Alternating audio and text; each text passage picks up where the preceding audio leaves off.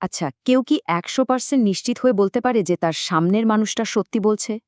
আমরা সবাই হয়তো ভাবি যে আমরা পারি, কিন্তু মজার ব্যাপার হলো গবেষণা বলছে সত্যি মিথ্যা ধরার ব্যাপারে আমাদের অনুমান বেশিরভাগ সময় ভুল হয়।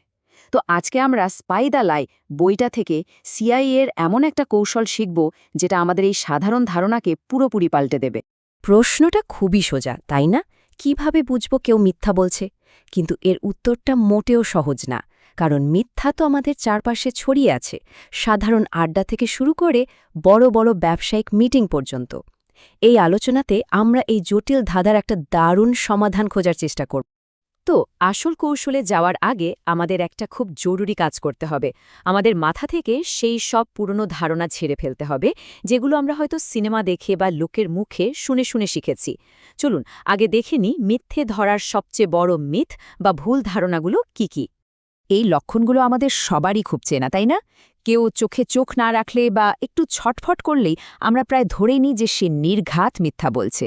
কিন্তু সিআইএ বিশেষজ্ঞরা বলছেন এগুলো একদমই নির্ভরযোগ্য না। কেন? কারণ ভাবুন, একজন লাজুক মানুষও তো চোখে চোখ রাখতে অস্বস্তি বোধ করতে পারে। আবার শীতে ঠান্ডার কারণেও তো কেউ হাত গুটিয়ে রাখতে পারে। এর সাথে মিথ্যার কোনো সরাসরি সম্পর্ক নেই। তাহলে প্রশ্ন হল, যদি এই পুরনো পদ্ধতিগুলো ভুল হয় তাহলে সঠিকটা কি? এখানেই আসছে সিআইএর একেবারে পরীক্ষিত একটা কৌশল। এটা এমন একটা পদ্ধতি যা কোনো অনুমানের ওপর ভিত্তি করে নয়, বরং হাজার হাজার জিজ্ঞাসাবাদের বাস্তব অভিজ্ঞতা থেকে তৈরি করা হয়েছে। আমাদের আজকের আলোচনার মূল ভিত্তি হল স্পাই দ্য লাই বইটা। আর এর লেখকরা কিন্তু কোনো সাধারণ মনোবিজ্ঞানী নন। তারা হলেন প্রাক্তন সিআইএ এজেন্ট, যারা পলিগ্রাফ পরীক্ষা চালাতেন। ভাবুন তো একবার, তারা হাজার হাজার হাই স্টেক কেস সামলেছেন, যেখানে একটা ছোট্ট ভুলও অসম্ভব বড় বিপদ ডেকে আনতে পারত। তাদের সেই বিশাল অভিজ্ঞতা থেকেই এই শক্তিশালী সিস্টেমটা তৈরি হয়েছে। এই সব অভিজ্ঞতার সারমর্ম হল একটাই, শক্তিশালী আর গোছানো মডেল। তারা এটাকে খুব সহজভাবে বলে দ্য মডেল। কিন্তু এই সহজ নামের পেছনে লুকিয়ে আছে মিথ্যা ধরার একটা প্রায় বৈজ্ঞানিক কৌশল। তাহলে এই মডেল জিনিসটা আসলে কি? সহজভাবে বললে এটা একটা পলিগ্রাফ বা লাই ডিটেক্টর মেশিনের মতোই কাজ করে, কিন্তু এই ক্ষেত্রে আপনার মস্তিষ্কটাই হলো সেই মেশিন। এটা পলিগ্রাফের মূলনীতির উপর ভিত্তি করে তৈরি করা, যা আপনাকে কোনো যন্ত্র ছাড়াই মিথ্যা শনাক্ত করতে সাহায্য করবে। আর সবচেয়ে মজার বিষয় হল, এই শক্তিশালী মডেলটা দাঁড়িয়ে আছে মাত্র ৩টা সহজ ধাপের উপর। প্রথমটা হল এল স্কোয়ার মোড, দ্বিতীয়টা ৫ সেকেন্ডের উইন্ডো খেয়াল করা, আর তৃতীয়টা হল ক্লাস্টার খুঁজে বের করা। চলুন প্রত্যেকটা ধাপে একটু বিস্তারিতভাবে যায়। প্রথম ধাপ, এল স্কোয়ার মোড। এখন এল স্কোয়ার কেন? কারণ এখানে দুটো এল আছে, লুক আর লেসেন।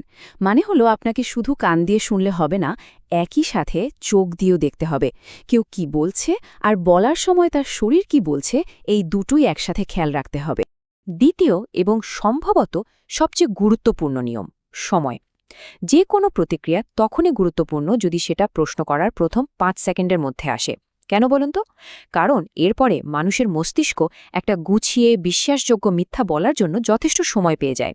আমাদের আসল লক্ষ্য হলো সেই স্বতঃস্ফূর্ত ফিল্টার না করা প্রতিক্রিয়াটা ধরা।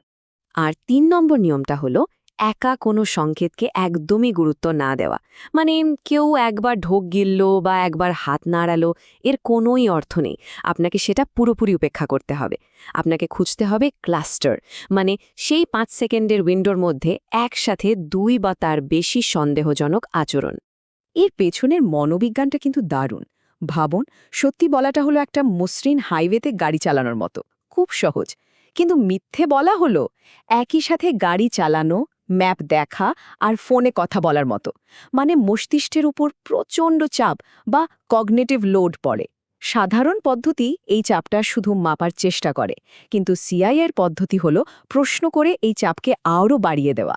আর চাপ যত বাড়বে, মিথ্যের লক্ষণগুলো তত স্পষ্ট হয়ে ফুটে উঠবে। বেশ, থিওরি তো অনেক বোঝা গেল। এবার চলুন দেখি বাস্তবে এটা কিভাবে কাজ করে। প্রথমে আমাদের কান খোলা রাখতে হবে। মানে মিথ্যেবাদীর আসলে কি বলে। এই স্লাইডে কিছু গুরুত্বপূর্ণ মৌখিক সংকেত দেখতে পাচ্ছি আমরা।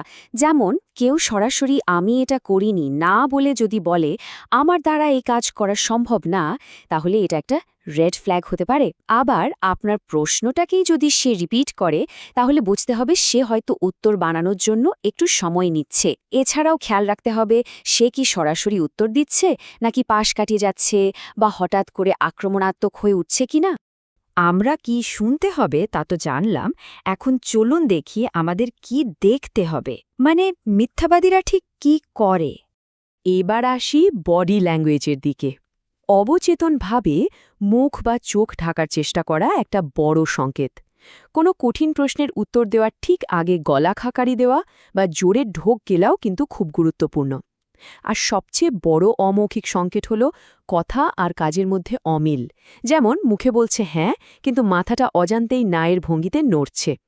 কিন্তু আবারও মনে করিয়ে দিচ্ছি, এগুলোর যে কোনো একটা একা ঘটলে তার কোনোই গুরুত্ব নেই। যখন ক্লাস্টার বা গুচ্ছ হিসেবে ঘটবে তখনই তা তাৎপর্যপূর্ণ। বেশ, এখন আমাদের হাতে একটা মডেল আছে, কি দেখতে হবে আর কি শুনতে হবে সেটাও আমরা জানি। কিন্তু এই সবকিছুর আসল উদ্দেশ্যটা কি? শুধুই মিথ্যাবাদী খুঁজে বের করা?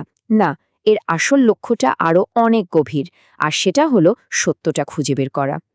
আর এখানেই বইটির লেখকরা, মানে সেই অভিজ্ঞ সিআইএ এজেন্টরা, নিজেরাই একটা খুব গুরুত্বপূর্ণ কথা বলেছেন। তারা সরাসরি স্বীকার করেছেন যে মানুষের মধ্যে মিথ্যা শনাক্তকারী যন্ত্রের মতো কিছু নেই। এর মানে হল কোনো কৌশলই 100% নির্ভুল হতে পারে না। সুতরাং এই মডেলের লক্ষ্য কাউকে আঙুল তুলে মিথ্যাবাদী বলা নয়, বরং এর আসল উদ্দেশ্য হল সম্ভাব্য সমস্যাযুক্ত এলাকা খুঁজে বের করা। যখন কোনো কথায় বা আচরণে একটা ক্লাস্টার দেখা যায়, তার মানে এই নয় যে সে মিথ্যা বলছে। এর মানে হল এই জায়গাটাতে আরও গভীরে যেতে হবে, আরও প্রশ্ন করতে হবে। আর এটাই আমাদের আসল লক্ষ্যে নিয়ে আসে। এই কাজটা শুধু মিথ্যেবাদীদের ধরার মতো একটা নেতিবাচক কাজ না, বরং এটা সত্যে পৌঁছানোর একটা পজিটিভ এবং গঠনমূলক চেষ্টা। তাই আসল প্রশ্নটা শুধু এটা নয় যে সে কি মিথ্যে বলছে। আসল প্রশ্নটা হলো, এখানে আসল ঘটনাটা কি আর আমি কিভাবে সেটা জানতে পারি।